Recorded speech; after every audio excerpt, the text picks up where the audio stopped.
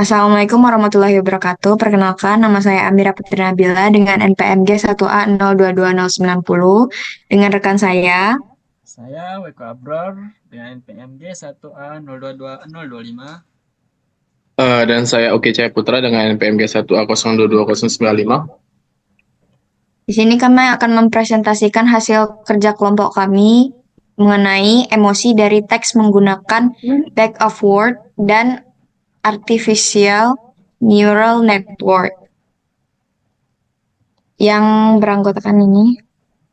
Dengan latar belakang, industri game mobile berkembang pesat dalam beberapa tahun terakhir. Dengan jutaan pengguna memberikan ulasan dan rating di berbagai platform digital seperti Google Play Store. Free Fire sebagai salah satu game Battle Royale paling populer memiliki jutaan ulasan yang mencerminkan pengalaman dan opini pemain terkait gameplay, fitur, performa, serta aspek sosial dalam game. Analisis sentimen terhadap ulasan pengguna dapat memberikan wawasan mendalam bagi pengembang game untuk memahami persepsi pemain, mengidentifikasi aspek yang perlu ditingkatkan, serta memperbaiki kualitas pengalaman bermain. Dengan teknik natural language processing, sentimen dari ulasan pengguna dapat dikategorikan sebagai positif, negatif, atau netral, sehingga dapat digunakan sebagai dasar dalam pengembangan keputusan untuk pengembangan game ke depannya.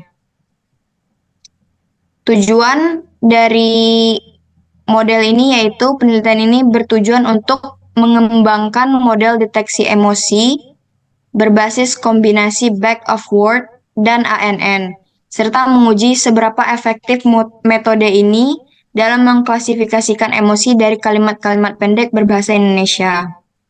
Kemudian metodenya yaitu langkah-langkah penelitian meliputi pengumpulan data teks pendek dari sumber yang relevan, pemrosesan awal data, representasi teks menjadi vektor menggunakan metode back of word, pelatihan model artificial neural network, serta evaluasi model berdasarkan metrik klasifikasi. Kemudian ada pun rumusan masalahnya. Yang pertama yaitu bagaimana persepsi pengguna terhadap Free Fire berdasarkan ulasan yang diberikan di Google Play Store. Yang kedua yaitu bagaimana distribusi sentimen pengguna positif, negatif, netral terhadap game berdasarkan analisis teks. Yang ketiga yaitu identifikasi ulasan sentimen pengguna positif, negatif, netral terhadap game berdasarkan analisis teks. Kemudian ada pun demo program yang akan dijelaskan oleh teman saya, yaitu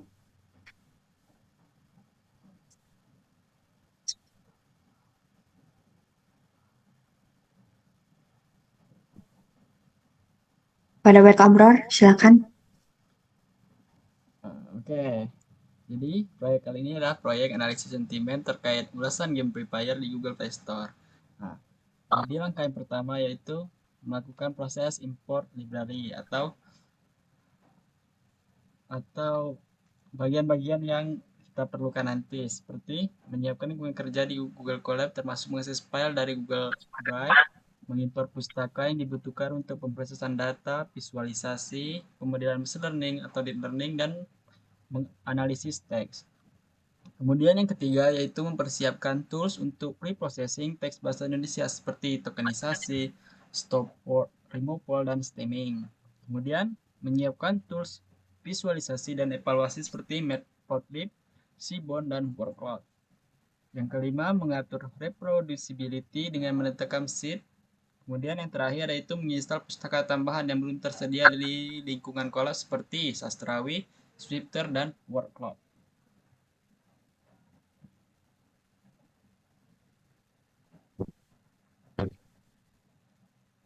Nah, proses selanjutnya yaitu load dataset. Jadi, pada load dataset merupakan untuk memuat, memfilter, dan membersihkan dataset ulasan aplikasi hasil scraping dari Google Play Store. Nah, pada load dataset memiliki tujuan utama adalah menyiapkan data agar siap untuk dianalisis atau digunakan dalam pelatihan model machine learning. Nah, Jadi yang pertama itu membaca dataset dari file CSV yang disimpan di Google Drive. Nah, kemudian membatasi jumlah data maksimalnya 10.000 ulasan untuk efisiensi pemrosesan. Kemudian yang ketiga, menghapus kolom yang tidak relevan seperti reply content dan reply add. Nah, yang keempat yaitu menghapus baris yang memiliki data kosong atau nilai none untuk menjaga kualitas data. Nah, proses yang selanjutnya yaitu menghapus data duplikat agar hasil analisis tidak bias. Kemudian yang terakhir, menampilkan ringkasan dan informasi dataset sebelum dan sesudah pembersihan. Oke, bisa lanjut ke bawah. Nah, ini outputnya.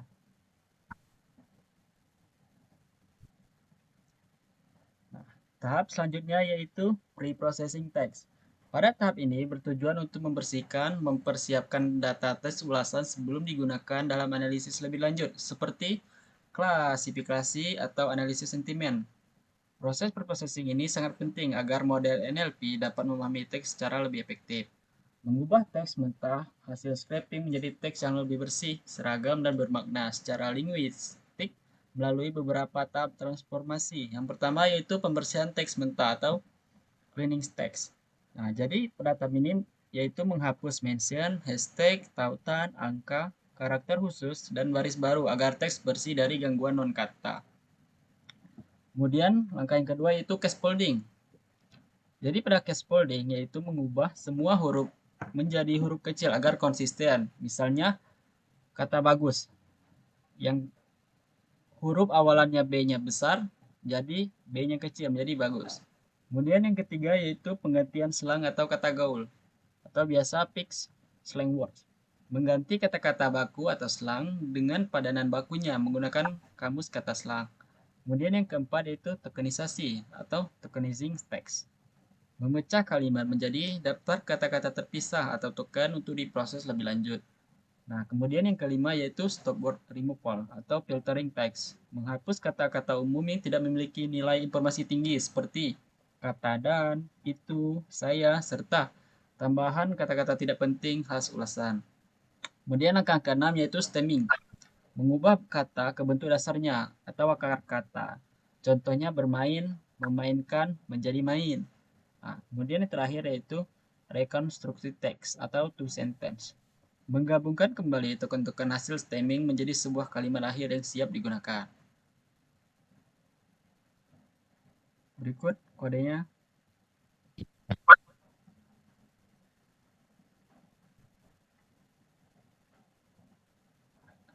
Proses selanjutnya yaitu pelabelan data. Pada tahap ini bertujuan untuk memberi label sentimen pada teks ulasan berdasarkan pendekatan leksikon base, yaitu dengan mencocokkan kata-kata dalam teks terhadap kamus kata positif dan negatif. Menentukan apakah ulasan termasuk kategori positif, negatif, atau netral berdasarkan skor sentimen yang dihitung dari jumlah nilai kata-kata bermuatan emosi. Nah, langkah-langkah pada proses ini yang pertama yaitu mengambil kata kamus leksikon dari GitHub. Leksikon positif CSV berisi daftar kata positif dan bobot nilainya. Kemudian leksikon negatif CSV berisi daftar kata negatif dan bobot nilainya. Data diambil menggunakan request dan diubah menjadi dictionary untuk pemrosesan yang lebih cepat. Nah, langkah yang kedua yaitu sentimen analisis leksikon Indonesia. Fungsi ini melakukan analisis sentimen berdasarkan leksikon bahasa Indonesia dengan langkah-langkah seperti berikut. Melakukan iterasi pada kata-kata dalam teks, menambahkan skor dari kata positif dan negatif yang ditemukan, menentukan polaritas berdasarkan nilai skor akhir. Jika skor di atas 2, maka hasilnya yaitu positif. Nah, apabila skornya di bawah minus 7, berarti negatif.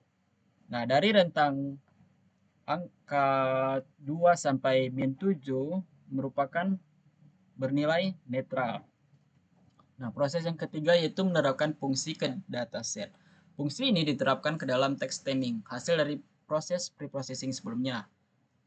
Nah, output yang akan dihasilkan yaitu polarity score, skor numerik sentimen. Kemudian ada polarity, label kategori sentimen yang berupa positif, negatif, maupun netral.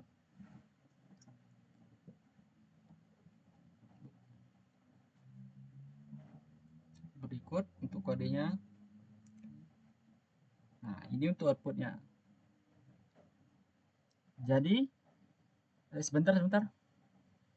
Ke atas. Pas. Oh. Nah, jadi dari 10 data tadi, kata yang bernilai netral ada 4.867. Kemudian untuk kata negatif 2.299 dan yang positif berjumlah 2.290. Oke, selanjutnya. Nah, tahap eksplorasi label. Jadi pada tahap ini merupakan visualisasi kata-kata yang paling sering muncul dalam teks ulasan berdasarkan kategori sentimen, positif, netral, dan negatif. Workload membantu memahami konten dominan dalam masing-masing kelompok sentimen secara visual.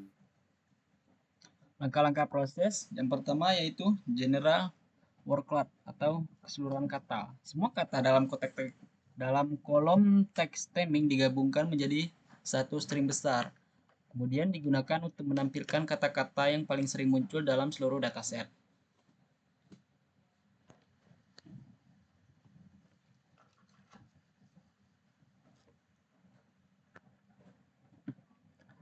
Proses yang kedua itu workload untuk label tertentu. Visualisasi workload juga dibuat secara terpisah berdasarkan label sentimen. Nah, ada 3 kategori. Yang pertama yaitu positif workload untuk menampilkan kata-kata yang sering muncul dalam ulasan dengan label positif. Kemudian netral dan negatif. Nah, langkah umum untuk masing-masing kategori. Filter data berdasarkan nilai polarity, gabungkan kata-kata dari kolom teks stemming menjadi satu string. Kemudian buat dan tampilkan workload menggunakan library seperti workload dan matplotlib. Nah, untuk outputnya, bisa tampilkan outputnya ke bawah.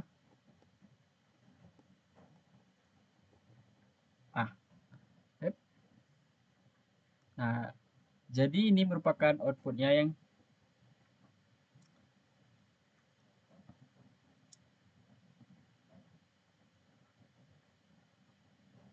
untuk label netral, positif, general, dan negatif.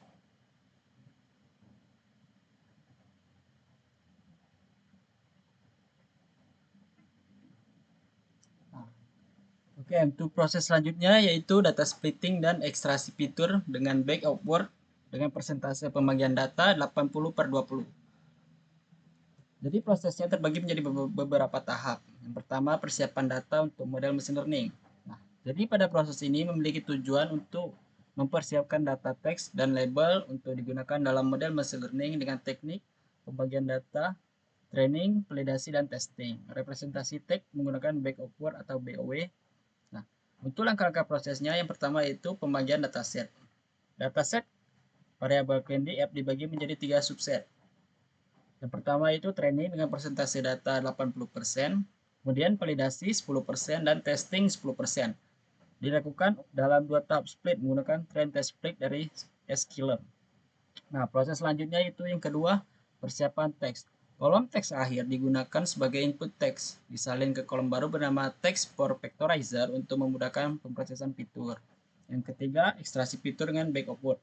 Menggunakan convectorizer dari sklearn, parameter max fitur 5000, membatasi jumlah fitur unik menjadi 5000 kata. Pada data training digunakan transform, pada data validasi dan testing digunakan transform. Jadi untuk outputnya nanti matrix fitur dalam bentuk spare matrix, extend, expal, dan extest. Nah, yang keempat itu encoding label. Label sentiment polarity dikonversi ke format one hot encoding. Berikut untuk outputnya. Yang kelima yaitu distribusi kelas dan informasi dataset. Nah, jadi pada proses ini cukup mencakup menampilkan distribusi label pada masing-masing subset, trend, validasi, dan testing. Menampilkan ukuran matrix, fitur BOW, accept. Oke, langsung saja untuk tampilkan kodenya.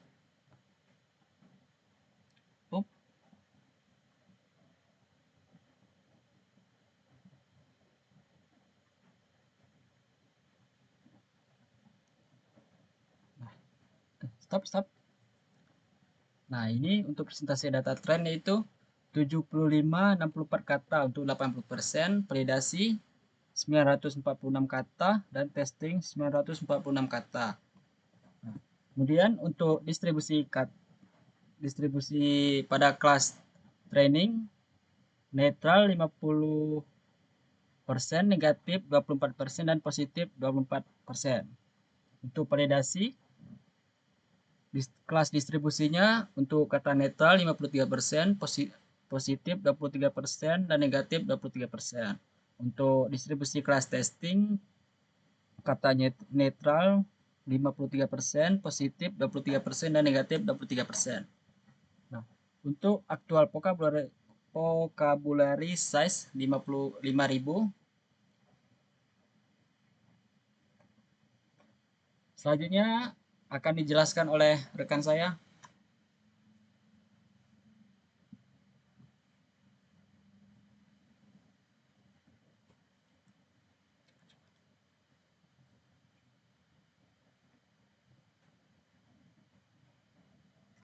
Untuk saudara Oki, dipersilakan.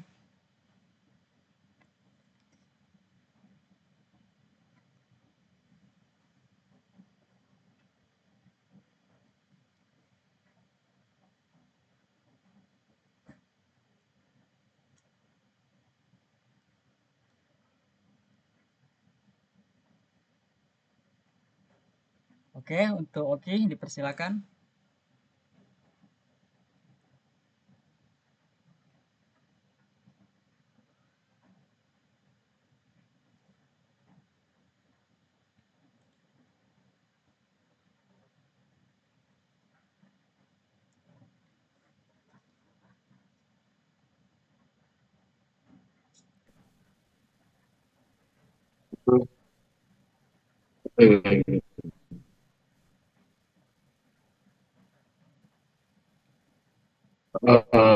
Kita langsung masuk ke tahap selanjutnya, yaitu di modeling menggunakan latih model neural network untuk klasifikasi sentimen berdasarkan fitur teks dari back of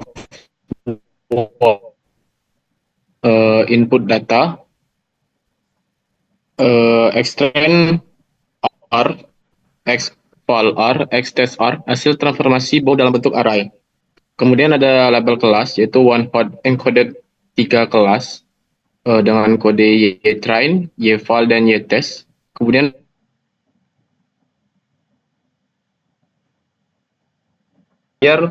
perceptron MLP dengan lapisan-lapisan sebagai berikut. Yang pertama yaitu ada input layer, menyesuaikan bentuk input, extrain R, sep 1, kemudian ada dense layer 1, dengan neuron 192, aktivasi regularisasi L2, atau I2 sama dengan 0,006. Kemudian ada drop, lalu ada dense layer 2, dengan neuron 128, aktivasi kemudian regularisasi L2, I2 sama dengan 0,00014. Kemudian ada dropout di 0,1. Lalu ada dense layer 3 dengan neuron 64, aktivasi regularisasi L2, I2 sama dengan IE dikurang 5. Kemudian ada output layer dengan neuron 3 untuk 3 kelas sentimen. Kemudian aktivasinya itu soft naik. Lalu di sini ada training setup dengan komponen dan konfigurasi sebagai di bawah ini. Lalu masuk ke evaluasi model. Setelah pelatihan selesai, model dievaluasi menggunakan data test dan menampilkan akurasi tes, akurasi pada data uji. Lalu ada akurasi training dan validation. Akurasi terakhir dari data pelatihan dan validasi untuk melihat performa dan potensi overfitting. Hasil evaluasi digunakan untuk mengukur kemampuan generalisasi model dalam memprediksi sentimen ulasan teks.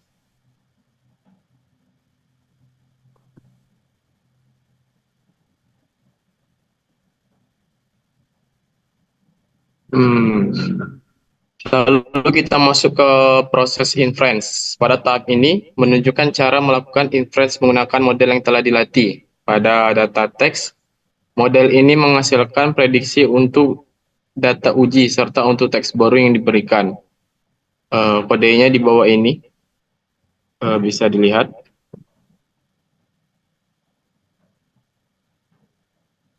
Mungkin sekian yang bisa saya jelaskan.